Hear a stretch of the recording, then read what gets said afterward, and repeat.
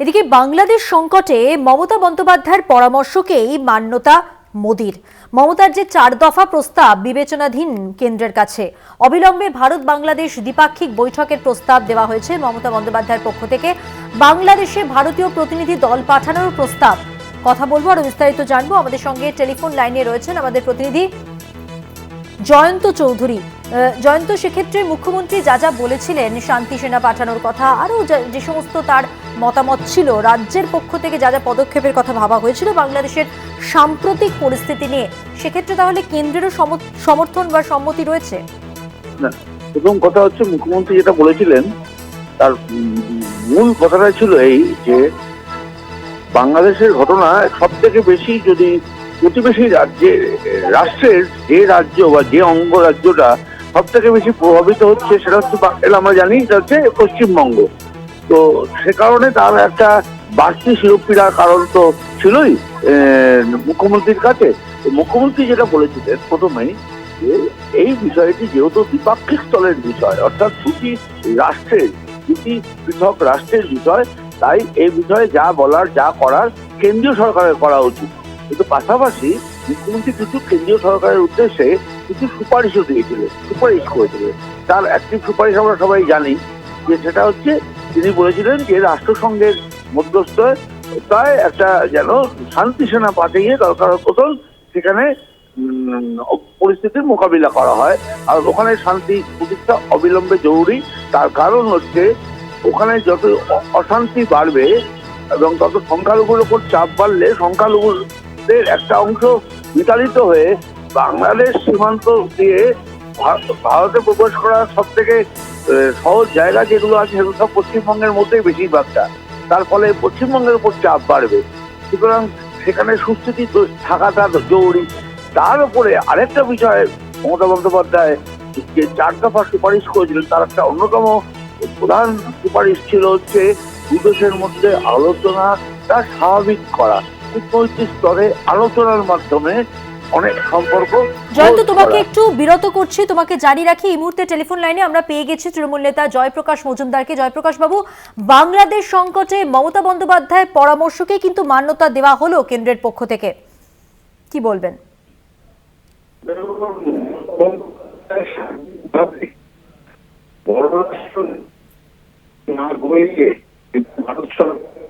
নিজেদের ব্যাপার, তিনি প্রধানমন্ত্রী তথা ভারত সরকারকে নির্দিষ্ট কিছু প্রস্তাব দিয়েছিলেন। প্রত্যেকটা প্রস্তাব তার দীর্ঘ রাজনৈতিক জীবনের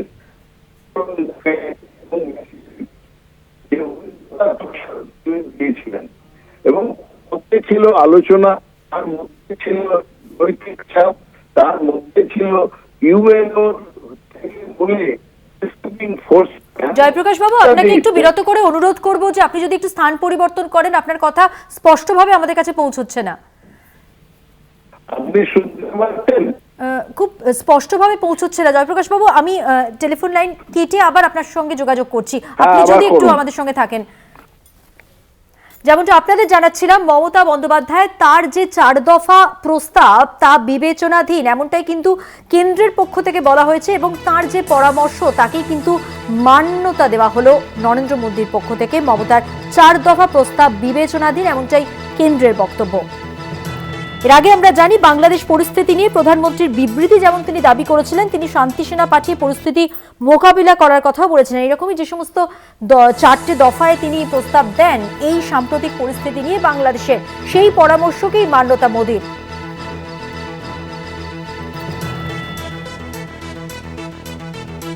যোগাযোগ করেছি আমরা জয়প্রকাশ মজুমদারের সঙ্গে। জয়প্রকাশ বাবু, যেমনটা আপনি বলছিলেন, আমি বলি যে মমতা বন্দ্যোপাধ্যায় যে প্রস্তাবগুলো দিয়েছিলেন তার দীর্ঘ রাজনৈতিক অভিজ্ঞতার ফসল হিসেবে এবং তিনি পরিষ্কার পররাষ্ট্র নীতিতে নাক না গলিয়েও প্রধানমন্ত্রী তথা বিজেপি সরকারকে এই ব্যাপারটি সামলানোর জন্য এই কয়েকটি প্রস্তাব দিয়েছিলেন। তার মধ্যে একটি ছিল যে কথাবার্তা কূটনৈতিক স্তরে বাড়ানো, প্রতিনিধি দল পাঠানো এবং ইউএনওকে বলে পিস কিপিং ফোর্স পাঠানো।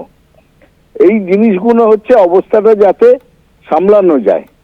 কিন্তু এখানকার যারা বিজেপি পশ্চিমবঙ্গের বিজেপির লোকজন তো ঘোলা জলে মাছ ধরতে নেবে অনেক এলোমেলো কথা বলেছে।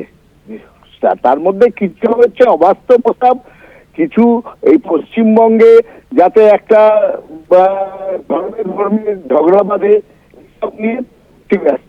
কিন্তু প্রস্তাবগুলো সিরিয়াসলি যে ভারত সরকার তথা প্রধানমন্ত্রী চিন্তা করেছেন, এটাই বোঝা যায় যে রাজনৈতিক যে অভিজ্ঞতা এবং সেখানে পররাষ্ট্রনীতি, দুটো রাষ্ট্রনীতি, সে বিষয়ে যে অনেক চিন্তা করে সাবধানতা নিয়ে পদক্ষেপ নিতে হয়, সেই ব্যাপারটা ওনারাও বুঝেছেন। আমরা আশা করবো ভারত সরকার এই ব্যাপারটা নিয়ে এগোবে, বাংলাদেশের পরিস্থিতি শান্ত করার চেষ্টা করবে। বন্দ্যোপাধ্যায় যেভাবে বলেছেন, যেভাবে প্রস্তাব দিয়েছেন, সেগুলো মাথায় রেখে এগোবেন।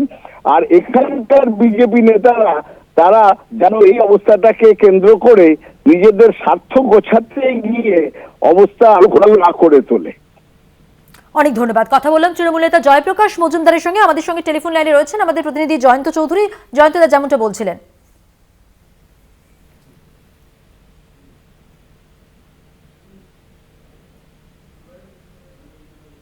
যোগাযোগ বিচ্ছিন্ন। আপনাদের যে খবরে আমরা খবর দিচ্ছিলাম সেটা হলো বাংলাদেশ সংকটে মমতা বন্দ্যোপাধ্যায়ের পরামর্শকেই মান্যতা নরেন্দ্র মোদীর। মমতার যে 4 দফা প্রস্তাব তা বিবেচনাধীন কেন্দ্রের। অবিলম্বে ভারত বাংলাদেশ দ্বিপাক্ষিক বৈঠকের প্রস্তাব দেওয়া হয়েছে মমতা বন্দ্যোপাধ্যায়ের পক্ষ থেকে। বাংলাদেশে ভারতীয় প্রতিনিধি দল পাঠানোর প্রস্তাব। বাংলাদেশের সাম্প্রতিক পরিস্থিতি নিয়ে রাজ্যের যে পদক্ষেপ হওয়া উচিত তাতেই মান্যতা কেন্দ্রের। বাংলাদেশ পরিস্থিতি নিয়ে প্রধানমন্ত্রীর বিবৃতি দাবি, পাশাপাশি শান্তি সেনা পাঠিয়ে পরিস্থিতি মোকাবিলার কথা অনেক আগেই বলেছিলেন মুখ্যমন্ত্রী। বাংলাদেশে ভারতীয় প্রতিনিধি দল পাঠানোরও প্রস্তাব দেওয়া হয়েছিল। এই যা যা প্রস্তাব সবটাতেই কিন্তু মান্যতা কেন্দ্রের।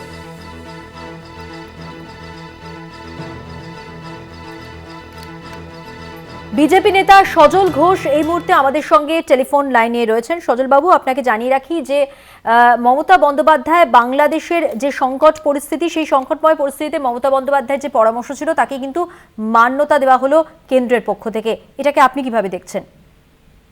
এটা কোন পাগলে বলেছে? তৃণমূলের কোন পাগলে কথা বলেছে সেটা জানতে হবে তো। মুখ্যমন্ত্রী বলেছিলেন শান্তি সেনা পাঠাতে। হ্যাঁ, শান্তি সেনা আর একটা প্রতিনিধি দল এক হলো। হ্যাঁ, আমি জানতে চাই, হ্যাঁ, সুভাষ বোস আর তক্তা বোস এক?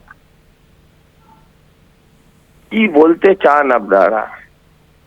মানে আপনারা মানে তৃণমূল, এরা কি বলতে চায় যে মমতা ব্যানার্জির, মানে ব্যাপারটা হচ্ছে এরা মানে সব সময় মমতা ব্যানার্জি সব করেছেন। মানে সারা ভারতবর্ষে এখন যত দান খয়রাতের সিস্টেম যেটা, সেটা মমতাদির সৃষ্টি, সব তাকে নকল করছে। হ্যাঁ, স্বাস্থ্য সাথী মমতাদির সৃষ্টি, তাকে নকল করছে। এসব মিথ্যাচার আর বেশি দিন চলে না। হাইব্রিড লাইফে এইসব মিথ্যাচার মানুষ। সজল বাবু, মমতা বন্দ্যোপাধ্যায় যে 4 দফা প্রস্তাব দিয়েছিলেন সেটা কিন্তু বিবেচনাধীন কেন্দ্রের কাছে। হ্যাঁ, তো বিবেচনাধীন নিশ্চয়ই দেবেন, বিবেচনা করবে। কিন্তু এই কথাটা বলার, রিয়াকশনটা দেওয়ার প্রয়োজনীয়তাটা কি যে মমতা বন্দ্যোপাধ্যায়ের দেখানো পথে হাঁটলো কেন্দ্রীয় সরকার?